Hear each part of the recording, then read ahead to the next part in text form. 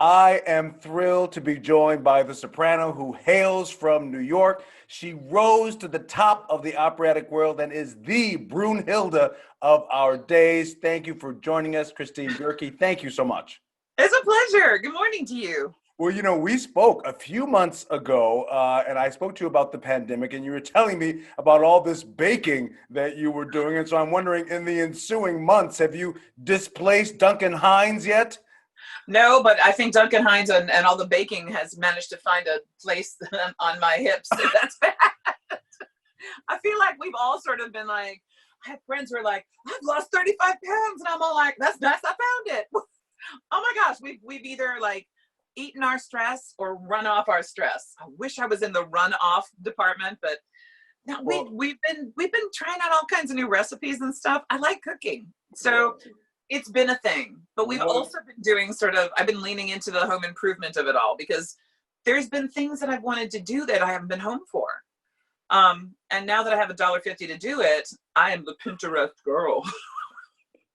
So That's fantastic. So let's get down to business now. So as you know, of course, as the public probably knows, a Michigan Opera Theater named you a stage director and opera producer, Yuval Sharon, is only our second artistic director in 50 years. We've been very excited, and he's decided his maiden voyage he would go big. You know what they say: go big or go home. Or go home. Go to Damarung, the last in the ring cycle. My goodness, how did we convince you to sign on? Was there begging and pleading or arm twisting? How did we do it? Actually, I'm not going to lie to you. When I spoke to Yuval, he said, I have a crazy idea. And I was like, well, I'm here for a crazy idea. What you got? And he explained the whole thing. And he said that he wanted to do an abridged version of Go to Damarung in the parking garage. And I said, so you want parking Damarung? And he said, yes. And I said, I'm in. I applaud any company who is doing anything that they can right now to bring live performance back to people.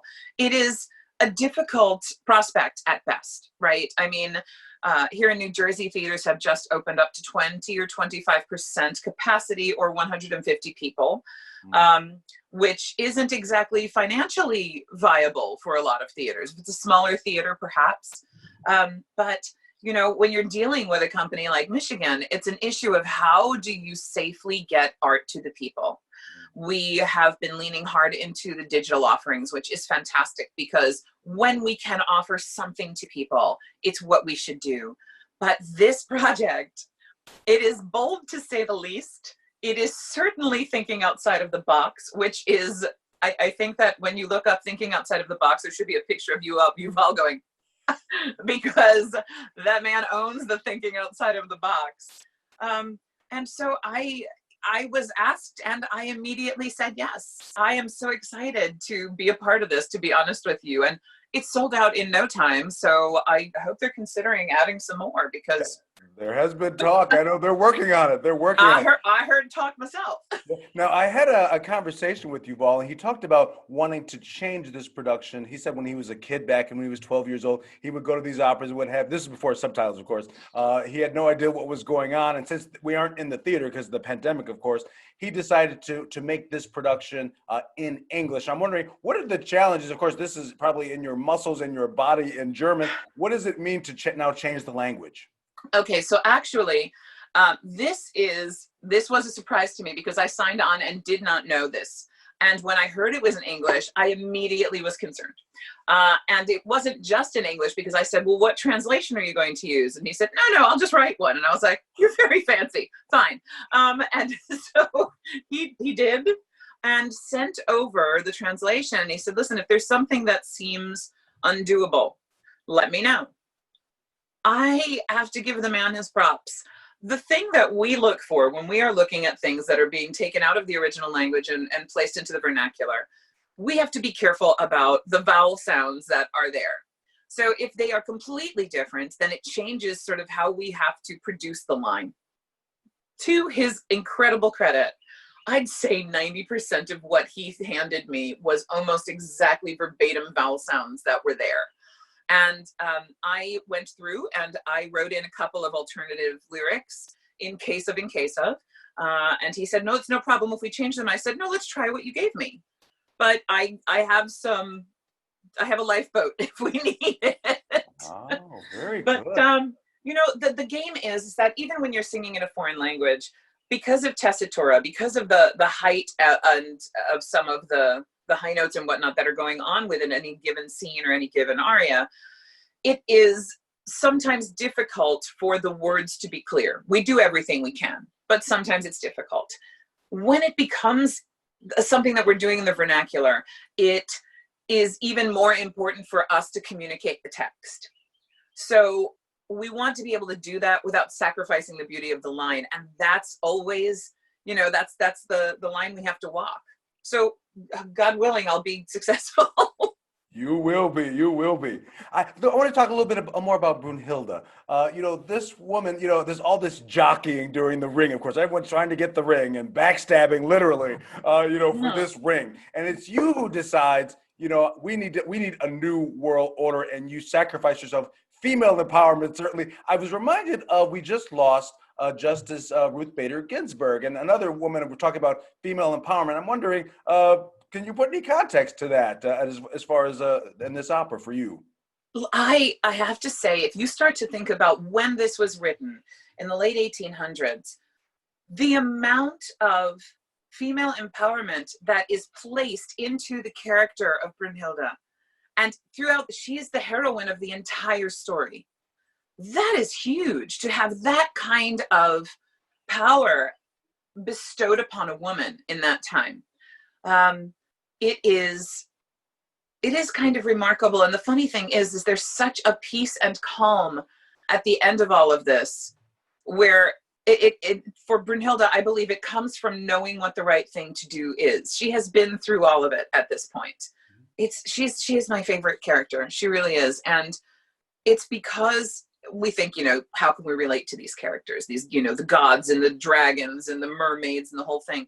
When you take all of the fantastical aspects out of the ring cycle, this is a dysfunctional family like you would never, ever believe. But it's, you know, here's the daughter who thinks that she knows better than the father and she's going to fix everything. That is typecasting straight up. I have been that girl. I am that girl. There's, you know, a woman who has placed her trust in someone and completely fallen in love. And that person, whether it was their fault or not, crushed her heart and crushed her soul. And we've all felt that kind of that loss. So she's been through the ringer. She has felt every emotion. And in the end, she has used all of those experiences to gain what is right and to take huge steps to correct injustice and to give, well, equality back to human beings. I don't know any other comparison that could be made that is stronger towards Justice Ginsburg. And I laugh. I have a blog, and I sobbed all day on Friday. She is a personal heroine of mine, and I had the opportunity to meet her and sing for her, and she loved opera, as we know. And my daughters came with me to the Supreme Court in November, and I was able to stand in front of her with them and have my daughters say thank you to her for everything that she did for them. And I don't think they even quite understand it yet, but I'm so glad that they had the opportunity, because as they grow, they will understand what she did for them. They never knew a world, right? And so this all comes back around to Brünnhilde, the idea of a woman being in the place to set everything right. It speaks to the kind of social justice and equality that we need now. And when people tell me that this piece is antiquated, I heartily beg to differ. And, you know, the whole Götterdämmerung, it's the twilight of the gods. It is doing away with what was to create what must be. And if we are not there right now, I do not know when we will be. So this is relevant. Please come see it. Perfect. You know, now the world watched as you did the ring. at the Met, which was unanimously praised. Everyone had, high praise for you and the production. I'm wondering, of course, what is it like, the difference between doing it within the realm of the four operas all together, as opposed to just doing one-offs, which I understand financially it's impossible to put the whole ring on for every company to do it. Right. Do you have a preference about really doing the whole journey of Brünnhilde, starting with the second to Valkyrie, which you first appear? Well, do you know the funny thing? I did 2 cycles before doing almost 3 before doing an entire cycle altogether. So I did one every year in a couple of companies, and before I did an entire cycle. And there's no greater place to try and throw your feet in to try and do that for the first time than the Met. Do that because there's hardly any pressure, so that's fine. But honestly, I was really grateful that I was able to do one at a time first. Not because it was harder or easier, but it was because it gave me more time to play with the text. Look, Wagner is a human being. We can spend hours talking about all of the mistakes that dude made, but musically and textually and dramaturgically, is that even a word? But I made it one. Sure. No. Fine, good. The man was brilliant. And every time I do one of these pieces, I still find something new every single time. There is so much text to delve into. There are 16 different melodic things going on at the same time to tell you. There's, my melody. There's a melody going on in the orchestra. There's what the text is saying. There's something going on harmonically that is telling me a different story on each level. And this is the coolest thing about this music. So I am grateful that I was able to do each opera alone first and then put them all together. Taking the journey with her in the course of a week with all 3 of those operas, it's kind of miraculous, because although I know the story and I know where I'm going and I'm bringing the backstory from the previous operas, it is kind of amazing to be able to start the journey at the beginning and finish the journey 3 days later or 4 days later. Wow. I appraise all the folks who come with the comfy clothes and sit there for 16 hours, because at least I get to go off stage and have coffee, but y'all are hardcore. So right. Now, Wagner worked on this, of course, over 26 years. Is it discernible in the writing between the 35-year-old to the 61-year-old? Do you feel that, or do you? Do you know the funny thing is, I feel it more with what text is chosen and harmonically. I feel like sometimes the harmonies, although he's borrowing from himself, obviously, with the leitmotifs all the way through, I feel like the harmonies are more intricate in ways. But to me, it is so beautifully crafted that what has come before has always been incorporated somehow. So that apparently you have to do this when you're talking about it. Feel free to steal that. It's all yours. That's good. It's funny you say that, because I always think of this as a journey and over time, but it all happens rather quickly for my character. Yes. Even sleeping for however many years, we can never have a conversation about how old Siegfried is. But, those 16 years, 15 years, they are non-existent for her. So for me, this entire thing happens over the course of 5 days, 6 days? Mm-hmm. So, it's very interesting to sort of think of, as the pieces go along, the changes that happen are also dealing with the maturity of the characters as that time goes on within the course of the piece. A good amount of your time, you've been very generous in your time to Detroit. You came in for Fidelio. You came back and did Electra, which people spoke about months after you were gone, after the production was done. Are there any particular roles that you're, other than obviously this Ring, the Scottademmer and Brünnhilde, that you want to bring back to Detroit after this, once we're back in the theater, which I hope will be hopefully very soon? I do.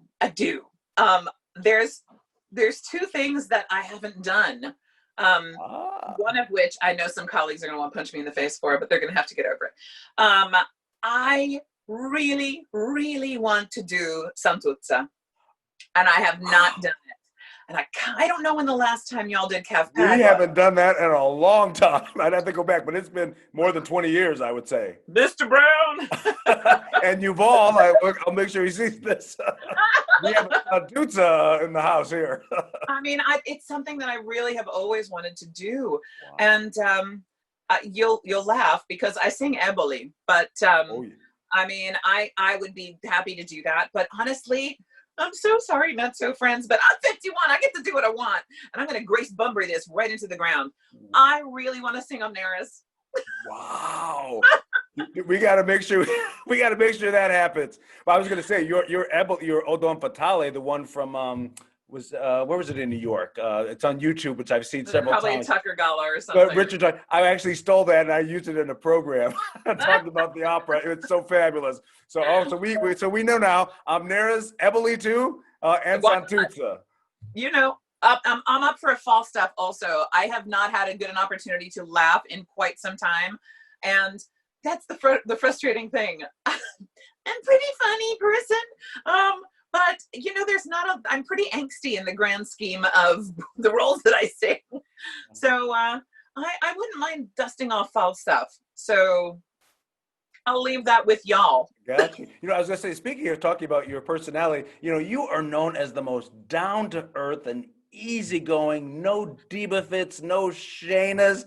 You know, can you tell us about that? Or people expect you to be more like, expect you to be more Callas like and more, you know, the hellion?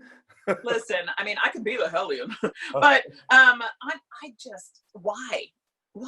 I mean, we get to do something that is really magical. And I don't know if the audiences really understand what a huge part of it. What's happening here, by the way? This is like sticking straight out. I'll let you just stare at that. Oh, curly hair. You are the bane of my existence. I don't know if the audiences quite understand the part that they play in what we do.